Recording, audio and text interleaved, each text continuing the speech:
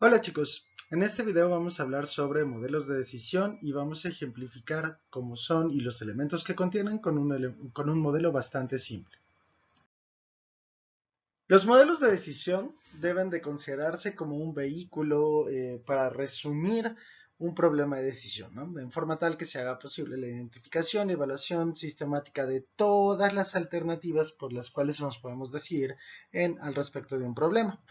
Después de que planteamos el modelo, la idea es poder, ¿cómo se llama?, decidir cuál es la mejor de las alternativas. Entonces, para ejemplificar esto, vamos a dar este modelo muy sencillo, pero bastante ilustrativo. El gerente de un departamento de producción debe decidir si adquiere una máquina automática o una máquina semiautomática para eh, producir ciertas unidades, ¿no? En ciertos lotes. Los costos que tienen estas máquinas son los siguientes. La semiautomática tiene un costo fijo inicial por lote de 20 unidades y la automática de 50.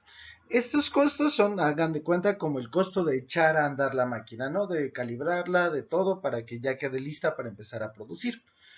Además, hay un costo variable por unidad producida, el cual en el caso de la semiautomática es de 0.6 y en el de la automática es de 0.4.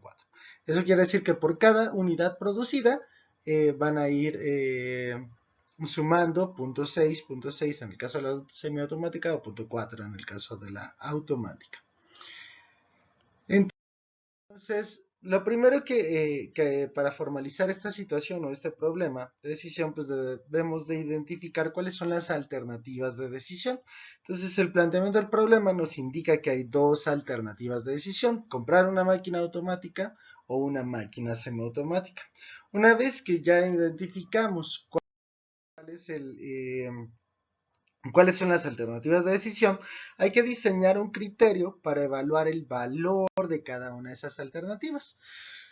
La evaluación, en este caso de las alternativas, pues puede basarse en el costo de operación, ¿no? El costo de operación está definido como el costo fijo inicial, que son 20 o 50, más el costo variable por el número de unidades, ¿sí? Entonces, en nuestro caso, si X es el número de unidades que se producirán en un cierto lote, entonces el costo de producción de la semiautomática va a ser 20, que es el costo fijo inicial por lote, más 0.6 por X, que son el número de unidades.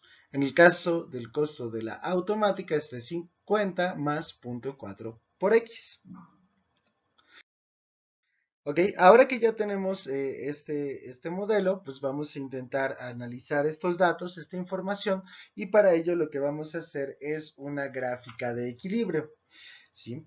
Entonces, en el eje X vamos a representar el tamaño del lote, ¿sí? Cuántas unidades va a tener el lote, y en el eje Y vamos a representar el costo de producción, ¿sí?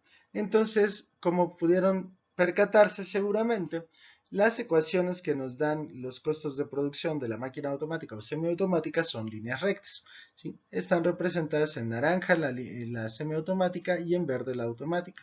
Estas dos rectas se intersectan en un punto, que es el cual se denomina el punto de equilibrio, y está justamente cuando X, en el eje X estamos en 150.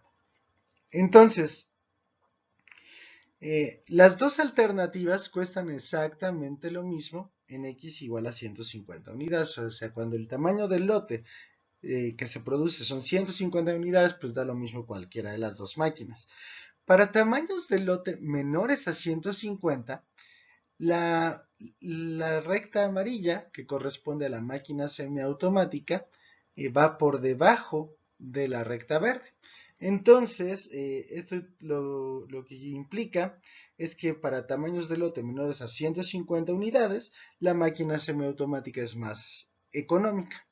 Por otro lado, si el tamaño del lote es mayor a 150 unidades, nos conviene más la máquina automática porque, como pueden ver, está por debajo, ¿sí? Entonces, la solución general basada en este modelo sería: compras la máquina semiautomática si tu lote es menor que 150, compras la automática si es mayor que 150, o comprar cualquiera, da igual si el tamaño del lote es igual a 150 unidades. Ahora, esta solución supone que ambas máquinas producen unidades a la misma velocidad. De esta manera, pues los tamaños de los lotes correspondientes a un periodo de producción pues van a ser el mismo, ¿no? Pero esto no necesariamente es cierto, ¿no? Entonces vamos a suponer que en realidad la máquina automática produce más unidades por hora, va a producir 25 unidades por hora, mientras que la semiautomática va a producir 15 por hora. Y vamos a suponer que la fábrica trabaja en jornadas de 8 horas. Entonces, esta nueva información va a imponer restricciones que no se previeron en el modelo al inicio, ¿no? Entonces, fíjense, de esta manera el lote máximo para la máquina automática, dado que solamente puede producir 25 unidades por hora y solamente la fábrica trabaja 8 horas, pues es de 200, mientras que para la máquina semiautomática solamente podrá producir 120 unidades en una jornada. Entonces, con esta nueva información tendríamos que actualizar el modelo y ahora nos da algo de este estilo, ¿no? Nuevamente tenemos en el eje X el tamaño del lote, en el eje Y el costo de producción y tendríamos un rango para la semiautomática y un rango para la máquina automática. Fuera de ese rango ya no podemos contar con esa máquina, ¿no?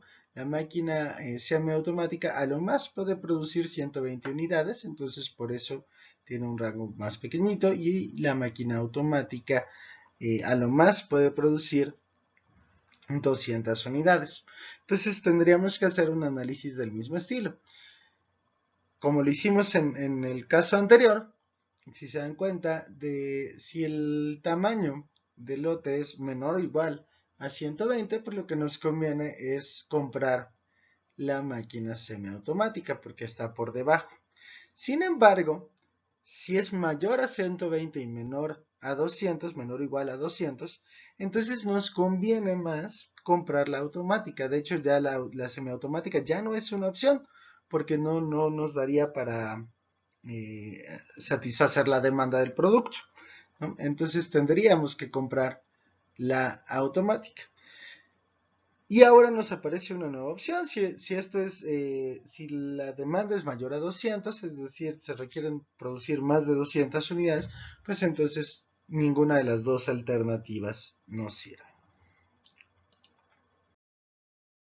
Entonces, como podemos apreciar las restricciones del problema, eh, esencialmente lo que hacen es limitar nuestras opciones, ¿no? Mientras que antes podíamos, por ejemplo, agarrar en 140 la máquina semiautomática, ahora con estas restricciones ya no podemos, ¿no? Esa ya no se vuelve una solución factible, el agarrar la máquina semiautomática.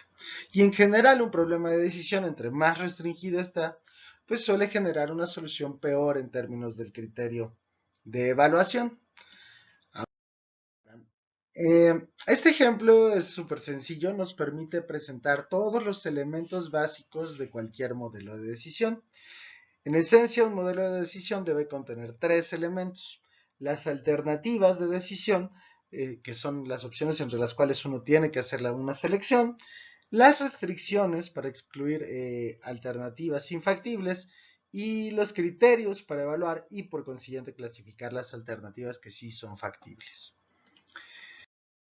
Entonces, notemos primero que nada que existe una diferencia sustancial entre construir el modelo y la obtención del resultado. Cuando construimos el modelo, esencialmente hicimos pues dos ecuaciones y tan tan, ¿no? Y la obtención del resultado llevó un proceso de análisis de esas ecuaciones que, aunque fue muy sencillo, sí no basta con solamente plantear las ecuaciones, tenemos que analizarlas y ver en qué caso nos conviene cada una de las opciones. La investigación de operaciones emplea una terminología particular para los problemas de decisión. Generalmente vamos a hablar de variables de decisión en lugar de alternativas de decisión. Esa es la nomenclatura que usualmente se le da en la investigación de operaciones, y lo que vamos a buscar es determinar el valor de las variables de decisión optimizando, ya sea minimizando el costo, maximizando las ganancias, optimizando de alguna manera una función objetivo. Y ese va a ser nuestro criterio de evaluación, ¿sí? Lo que corresponde al criterio se vuelve una función objetivo. Y este proceso de optimización pues está confinado solamente a los valores factibles de las variables de decisión que satisfacen las restricciones del modelo, ¿sí? Entonces, las alternativas restricciones y criterios se convierten en las variables de decisión, las restricciones y la función objetivo.